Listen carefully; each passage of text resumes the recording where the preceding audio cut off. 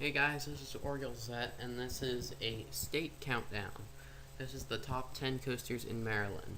And Maryland has an okay collection. Most of these will be at Six Flags America. But there are some other parks that have got a coaster on this list. So let's head into the countdown. This is not exactly my opinion. I prefer several of these coasters to others opposite to the way they are on the list.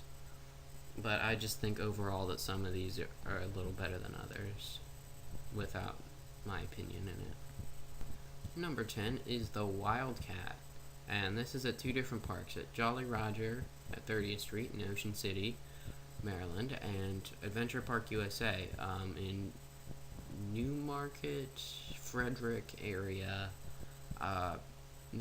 So I've only ridden the one in Ocean City at Jolly Roger, and it's a fun ride. It's a great family coaster. It's a good first coaster. If you don't want to ride a kid's coaster for your first coaster, it doesn't have many big drops or anything. It's a fun coaster and a good ride. Number 9 is the Wild One at Six Flags America. This is a pretty good out and back wood coaster. It's pretty tall for an out and back. It's pretty old too. It was originally made in 1917. It's been refurbished a little bit since then, but it's pretty good for being that old. There is a bit of roughness to it. Some of the turns can be kind of rough. There was a little bit of airtime, but there wasn't all that much airtime.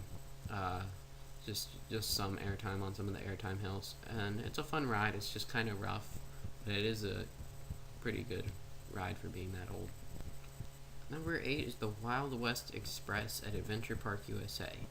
This is one of 3 coasters that I haven't ridden on this list. Another one of them being the WildCat at Adventure Park USA. This looks like a really fun coaster. It doesn't look too tall, and it doesn't have any big drops, but it looks like it would be a pretty good coaster. It has a nice twister layout and maybe a little bit of airtime in there.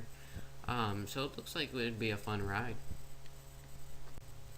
Number 7 is Looping Star at Jolly Roger at the Pier. This is on a boardwalk park, and even though this coaster is a little bit rough, it's definitely a very fun ride.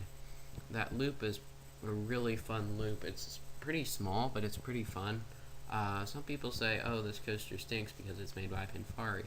But I thought it was pretty good for a boardwalk park. A lot of boardwalk coasters can be kind of rough, and it was a little rough, but it was tolerable, and it was still fun. I think it's a really fun ride. And yeah, and it's a great first looping coaster. Number 6 is Roar at Six Flags America. This is a fun GCI. The only thing that could be better about this coaster is it has the PTC trains, which don't really match up with the GCI very much. So it was a little rough, but overall it's a pretty fun ride. I thought the layout was pretty good, and it seemed like a really long ride to me for some reason. The annoying thing is that there's a big advertisement on it, but it is at least a little bit interesting of an advertisement. But yeah, fun ride. I only got to ride this once, but I'd say it was definitely a good GCI Woody. Number 5 is the Tidal Wave at Trimper's Rides. This is your standard Vekoma boomerang coaster. Not really a lot to say about it if you know what boomerangs are.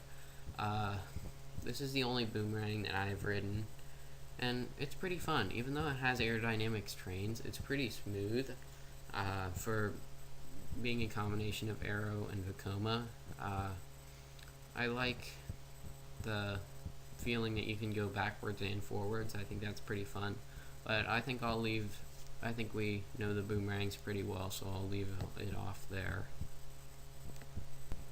Number 4 is the Joker's Jinx at Six Flags America. I myself prefer Tidal Wave to Joker's Jinx, but I think Joker's Jinx is the better overall coaster here. It's cloned less often, and the launch is fun, and it's a very intense coaster. This is a spaghetti bowl, so it's going to be a clone of Poltergeist in an outdoor version of the Flight of Fears. It's really a fun ride, and it's cool how it winds around itself. It's very intense. I tried to stick my hands up on this coaster, and they got dragged down because of the G-force.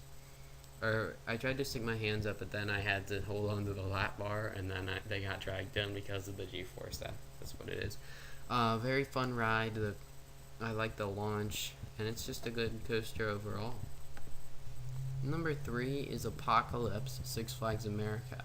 This is a B&M stand-up coaster, and this is the only stand-up coaster that I've ridden, but it gave me a good impression of stand-up coasters. It's a good ride. I thought it was pretty smooth. There was only one part that I thought was a little rough, and that was after the corkscrew. And speaking of that corkscrew, it's really, really cool. I feel like you're kind of gonna fall out or something standing up. And on the, it feels so weird to be standing up on a coaster as you go out of the lift hill, out of the station onto the lift hill. And that vertical loop is fun too, and it's got some intensity to it. Number 2 is the Batwing at Six Flags America, and all the rest of the coasters are just gonna be at Six Flags America. This is your Vekoma Flying Dutchman. This isn't the last one on the list that I haven't ridden, but I've heard that Vekoma Flying Dutchmans are better than SLCs and boomerangs, and it wouldn't take much to be better than an SLC, but boomerangs are pretty good. You go up the lift hill like laying down backwards, and then you go down the drop into that bank turn, and then you have a decent number of inversions. I think it might be 5, including a vertical loop. So it looks like it would be a pretty good ride, and probably be intense because it's a flying coaster. And of course, number 1 is Superman Ride of Steel at Six Flags America. This is a really good ride. Even though operations stink, the ride itself is really good. The airtime is really fun. The helixes are alright. The straight section is fine. But that second airtime hill is really where you get a lot of airtime. I was surprised how much airtime there was on that. The first hill is alright. You do come up out of your seat, but you don't come up out of your seat as much as you do on those other hills. Those smaller ejector ones are really good. And that's why I think that Superman Ride of Steel is the best coaster in Maryland.